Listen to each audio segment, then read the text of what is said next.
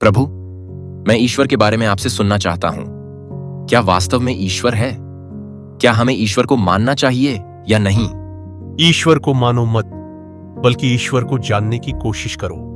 इस संसार में कुछ भी मानने वाले लोग जानने से चूक जाते हैं और उनका विकास रुक जाता है। जिनका स्वयं का कोई बोध नहीं होता, वे सत्य क्या है कभी नहीं जान पाता।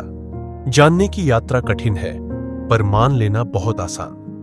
मानने में न कोई प्रयास है, न कोई पीड़ा, बस किसी ने कह दिया और तुमने मान लिया।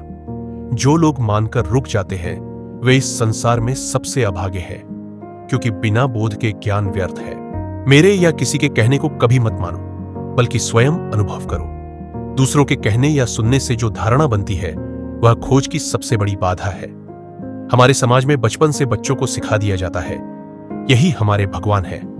और इसलिए वह बच्चा जो खोजी हो सकता था, जो जिज्ञासु हो सकता था, उसकी जिज्ञासा वहीं समाप्त हो जाती है और वह बच्चा जीवन भर अपना मार्ग कभी तलाश ही नहीं पाता। यही धारणा पीढ़ी दर पीढ़ी हर धर्म में चली आ रही है और इसी कारण ईश्वर को तलाशने वाले लोग बहुत कम बचे हैं। यदि ईश्वर को जानना है तो आपको अपनी बुद्धि के पार जाना होगा और बुद्धि के पार जाने के लिए आपको अपनी धारणा छोड़नी पड़ेगी। ईश्वर को मानने वाला रुक जाता है और ईश्वर को जानने वाला मुक्त हो जाता है।